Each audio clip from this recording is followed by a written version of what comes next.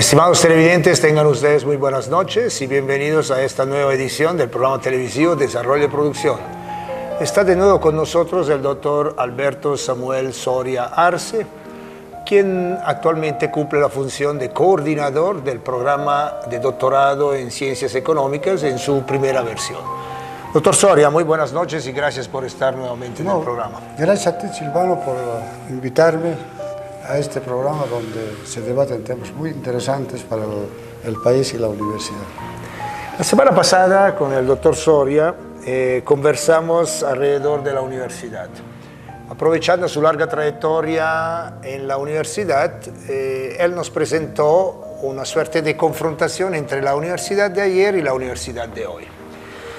En esta oportunidad vamos a dialogar sobre la universidad, pero desde el contexto de ver qué se debe hacer para lograr una universidad a la altura de los desafíos que enfrenta el país. Y para empezar, después de tantos años estudiando, trabajando en universidades de algunos países de América Latina, nos contaba la anterior semana que estuvo en la Universidad de Chile, estuvo en la Universidad de Venezuela, por supuesto en Bolivia y en la Universidad Mayor de San Simón. ¿Usted cree que el rol de la universidad sigue muy importante para la sociedad y para el desarrollo de un país? Yo creo que sigue siendo, yo diría no solamente sigue siendo importante, sino es más importante que unos años. Porque no te olvides que esta sociedad es del conocimiento. La sociedad que no tenga conocimiento no puede ser competitiva y no puede progresar. Es más, queda rezagada en este proceso de globalización. A la globalización entran países y empresas que tengan capacidad de ser competitivas y puedan realmente tener un sitio en esta mesa de póker que le he llamado yo, donde los países están porque tienen algo que ofrecer.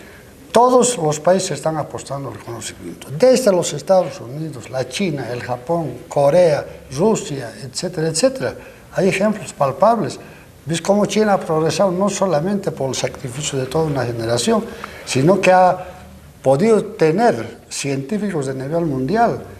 La China, por ejemplo, de repente mucha gente no sabe, becó a muchos chinos y chinas que habían sido excelentes estudiantes a las universidades norteamericanas y a las universidades inglesas y francesas.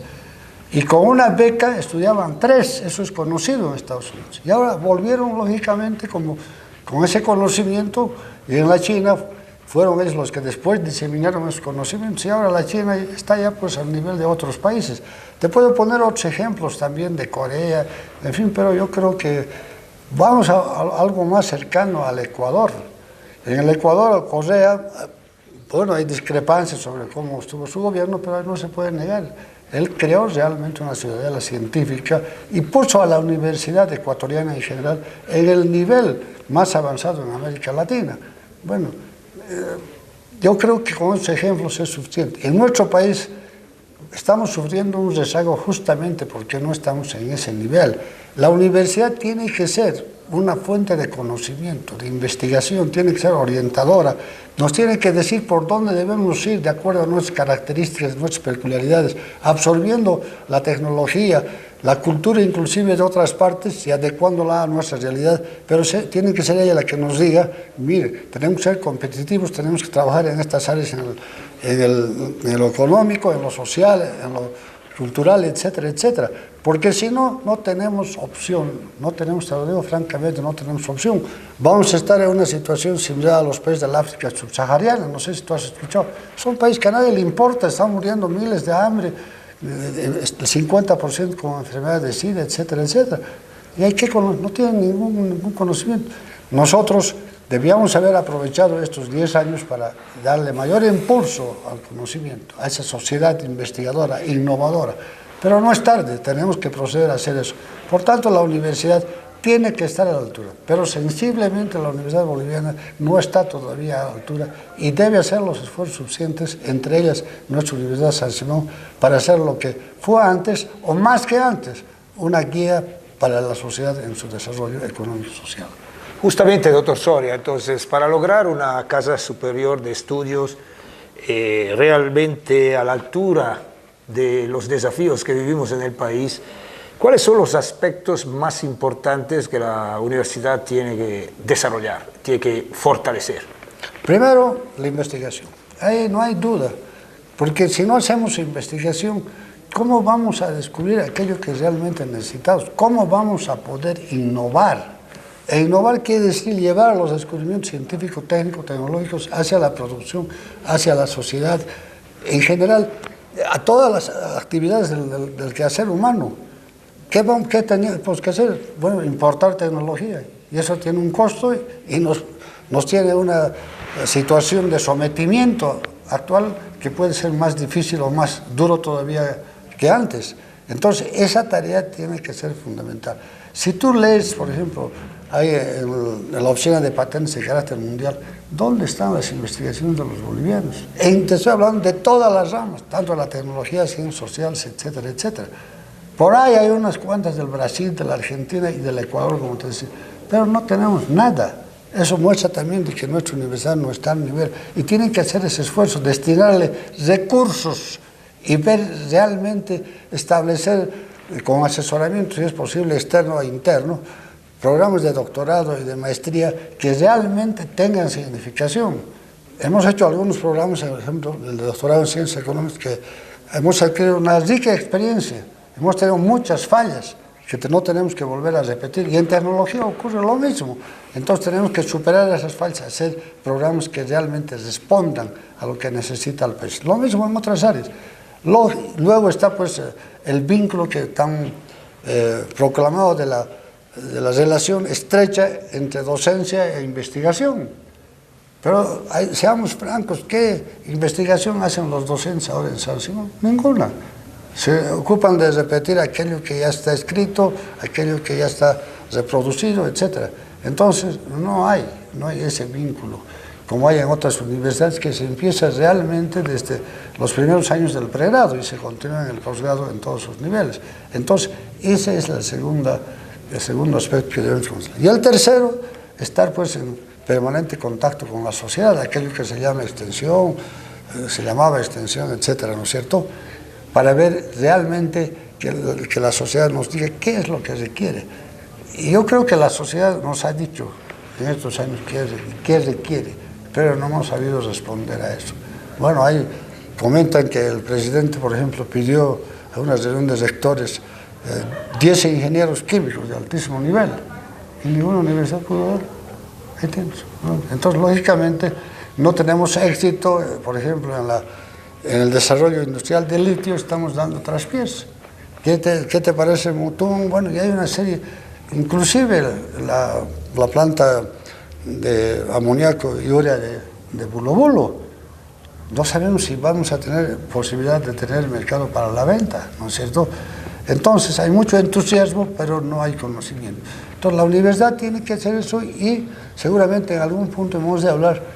Los docentes tienen que recuperar el liderazgo en este proceso de enseñanza-aprendizaje, en este proceso de investigación, cosa que no ocurre ahora. Entonces, como los alumnos no tienen dónde reflejarse, dónde mirarse, bueno, pues la mediocridad continúa campante en nuestra universidad. Bueno, entonces definitivamente las funciones de la universidad, formación profesional, investigación y extensión, mejor llamada hoy interacción social, sí, siguen importantísimos. Sí, pero siguen importantísimos, sí, pero los hemos proclamado, pero yo he puesto ahorita en primer lugar a la investigación. Y eso es así. Y tienen que tener pues los recursos. Ahora los recursos del IDH pueden ir a la investigación, cosa que no ocurría pues antes. Tú sabes que pensaron que el IDH era simplemente para infraestructura en la universidad, etc.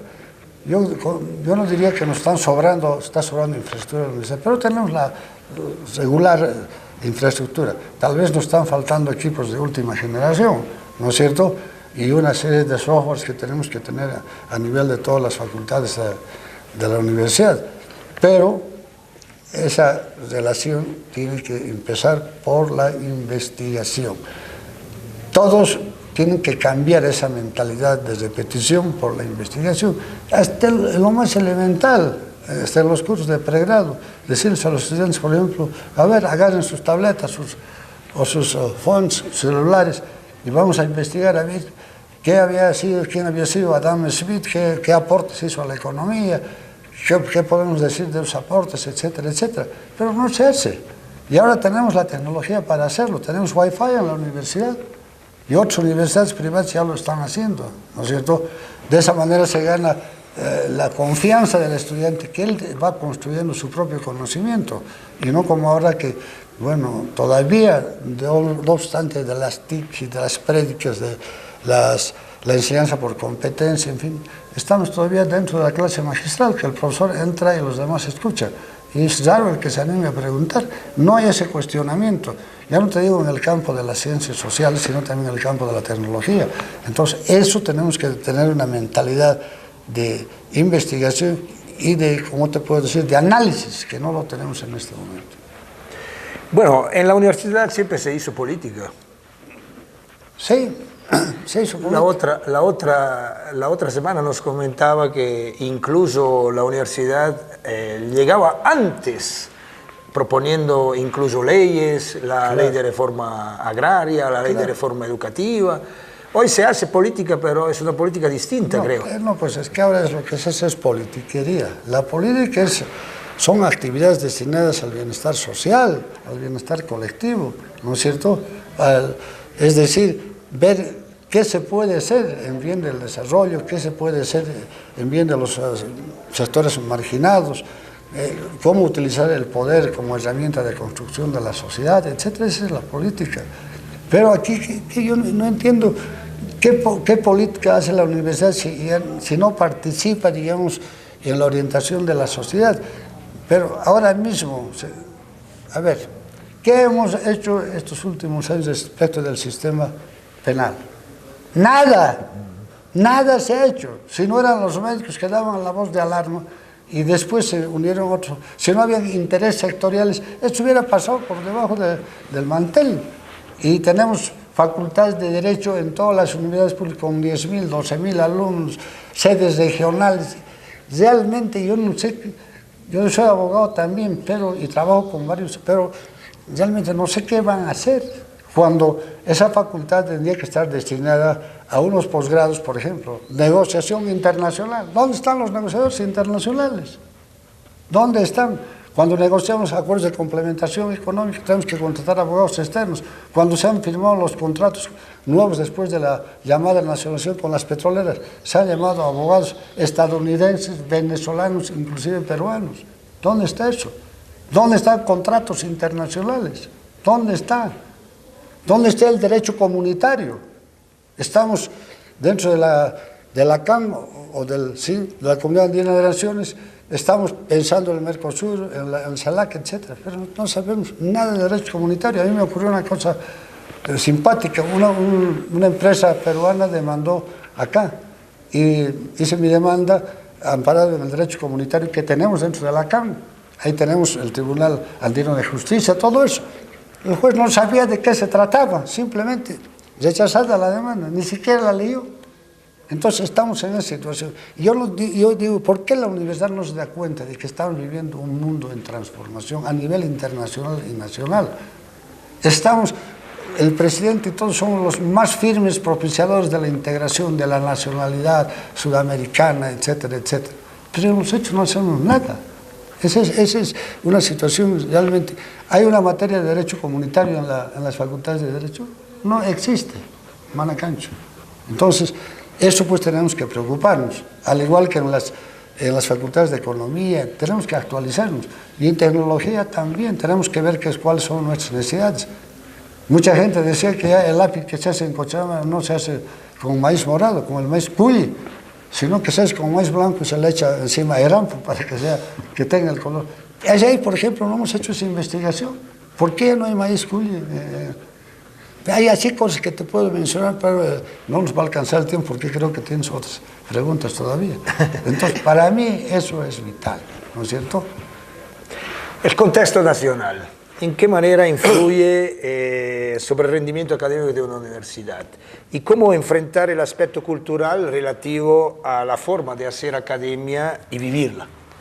Bueno, es también indudable pues, que la sociedad influye en la universidad, pero esa influencia no ha sido, no sé si lo suficientemente fuerte para que la universidad se ponga las pilas y responda a los requerimientos, ¿no es cierto? Tenemos un tema ahorita pendiente y candente, que tiene que ir al debate. ¿Qué pasó con el 21 de febrero? ¿Qué pasó? Ha sacado el Tribunal Constitucional una sentencia que realmente da, bueno, pena. No quiero tomar partido en este momento, pero tenemos que hacer debate. ¿Y la universidad qué dice al respecto?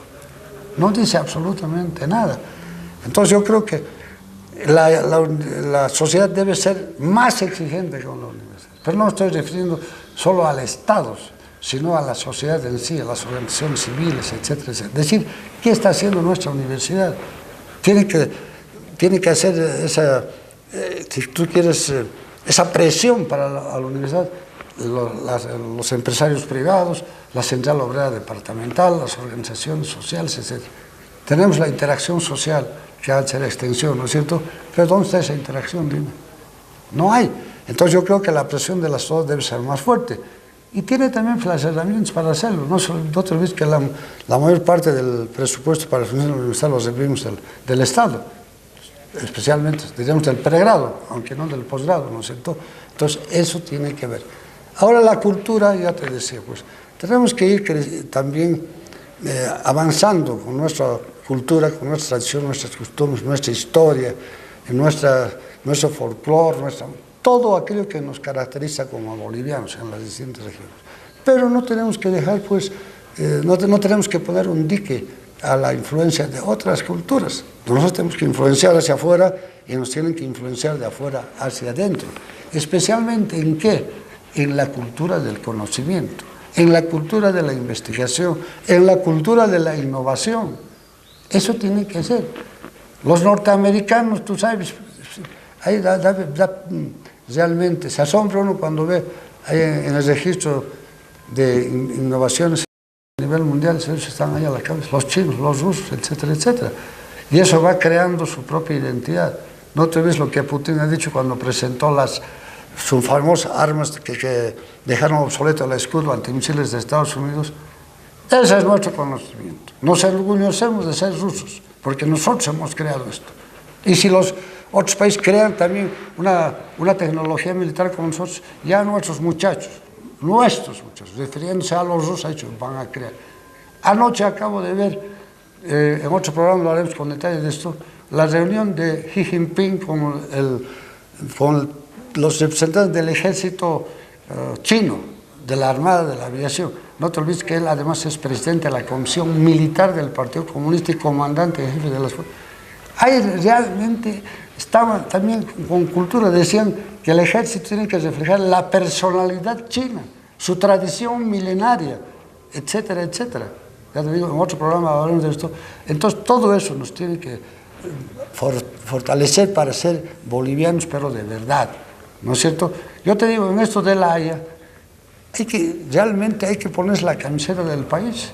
Hay mucha discrepancia entre la oposición y el gobierno, pero hay que demostrar que hay unidad, ¿no? Entonces, eso también permite consolidar el sentimiento de boliviano. Yo no estoy con las medidas demagogias del gobierno, nada de eso, pero cuando se trata de una cosa así, es una cosa seria, hay que estar allá, pues, para demostrar que realmente nuestro sentimiento y nuestra cultura. ¿Cuál es el rol de las autoridades en la universidad que necesitamos? Yo creo que el rol de las universidades debe ser implementar aquello que te acabo de decir. Con la insignificación tienen la investigación, la relación docencia-investigación, etc. Eso tienen que hacer las autoridades. No simplemente encaramarse en los órganos del poder universitario y tratar de establecer si tú quieres, un sistema burocrático que les permita la permanencia en el poder. Eso yo creo que es un crimen. Ahí estamos desvirtuando la labor de la universidad. Y justamente porque ocurre eso, no se da la significación. Yo creo que los centros de poder debían ser un seguimiento. ¿Qué hacen las facultades, los centros de investigación? ¿Cuáles son los resultados? ¿Por qué no han utilizado eficientemente estos recursos? Llamar a responsabilidades. Hacer lo que se llama, pues, el control jerárquico. ¿No es cierto? Que no se hace. Estamos queriendo sustituir ese control por el control social. Pero en materia digamos, universitaria es un poco difícil el control social porque tiene que ser gente que conoce de lo que hace la universidad, no es cualquier otra organización o institución. Entonces eso tiene que desvirtuar eso de que están en la universidad para ser rector, vicerrector, decanos, etcétera. Están en la universidad para hacer investigación y para ser docencia. Lo demás viene por añadidura. Aquí la academia es lo fundamental.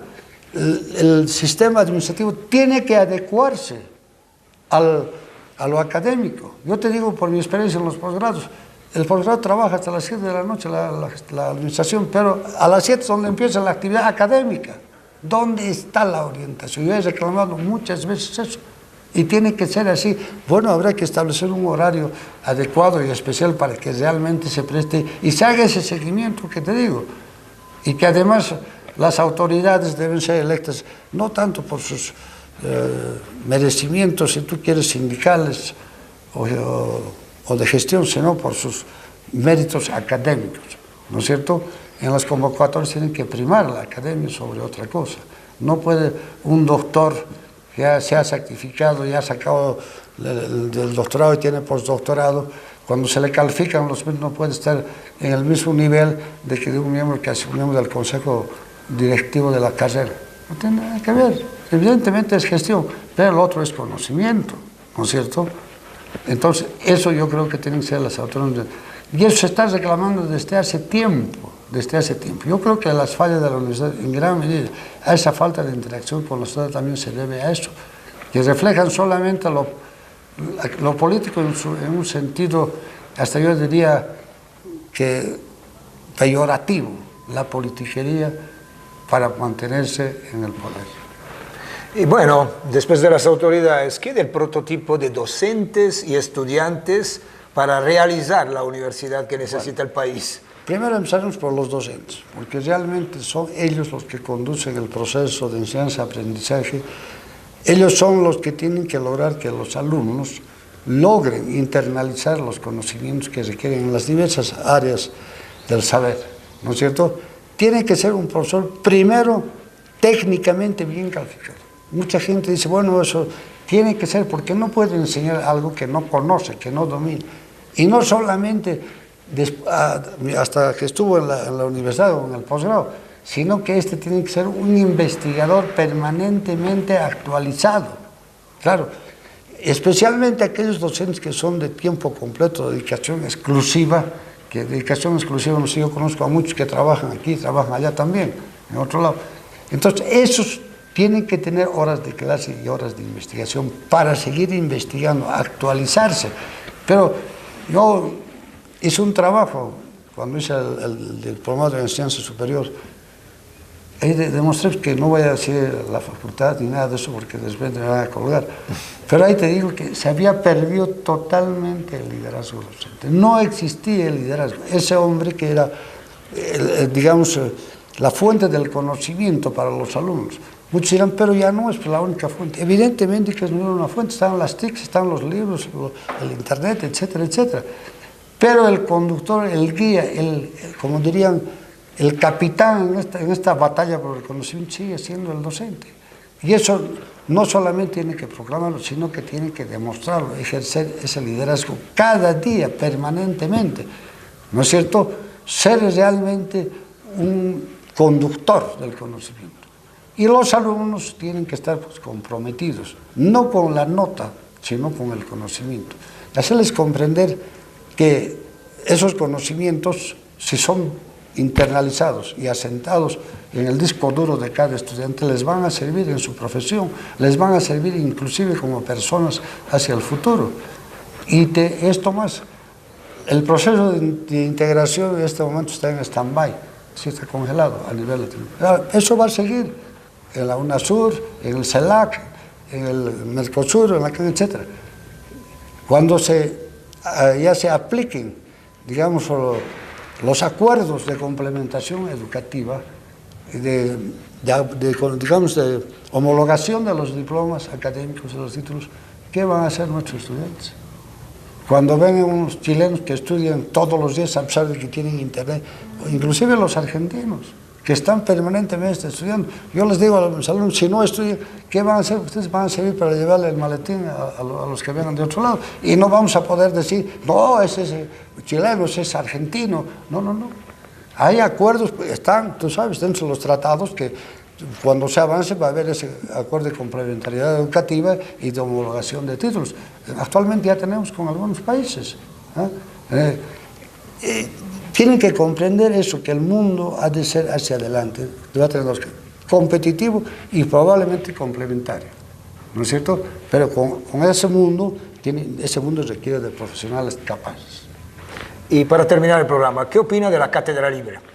Bueno, la Cátedra Libre es pues una conquista de la autonomía bueno, y además de antes ya existía, ¿no? El medioevo, pero con el movimiento de Córdoba de la autonomía se trató de implementar y se implementó en algunas universidades. Pero eso requiere de docentes, primero con las características que ya te he dicho, y segundo, que haya el financiamiento suficiente para que se pueda mantener cátedra paralela, para que los alumnos vean realmente dónde pueden adquirir mejores conocimientos, elaborando sus propios conductos bajo la guía del docente, con un docente o con otro docente. En alguna universidad privada se hizo esa prueba, pero ¿qué pasó? Los alumnos se inscribían precisamente en la cátedra que impartía conocimientos, tenía exigencias, trabajos, investigaciones, sino en aquel otro docente que era bonito y le daba notas pues sin merecimiento. Este otro hombre fracasó porque no tenía alumnos. Entonces hay que ver, ¿no es cierto? En la universidad privada tuvo que liquidarse eso. ¿Por qué? Porque como es exigente en el rendimiento financiero y económico, bueno, se quedó pues con ese docente y bajó la calidad académica. En nuestra universidad sería una bendición que se haga eso. Realmente ahí se ve quién es el profesor que vale y quién es el profesor que no vale. Bueno, muchísimas gracias, doctor Soria, por haber estado de nuevo con nosotros. Hoy conversamos con el doctor Alberto Samuel Soria Arce. Él cumple la función de coordinador del programa de doctorado en Ciencias Económicas en su primera versión. También nos dio unas pautas claras para entender qué se tiene que hacer para lograr tener una universidad a la altura de los desafíos del país, una universidad que cumple el rol importante en la sociedad y sobre todo es relevante para definir un poco los rumbos del desarrollo de un país. Estimados televidentes, gracias por haber estado con nosotros. Esperamos que el programa haya sido de su agrado. Hasta una próxima oportunidad. Muy buenas noches. Technology are changing our world dramatically, and it is important to ensure that these changes are in the right directions. In a democratic society, this means that we all need to have a basic understanding of science, so we can make informed decisions ourselves, rather than leave them to the experts. Everyone can and should have a broad picture of how the universe operates and our place in it.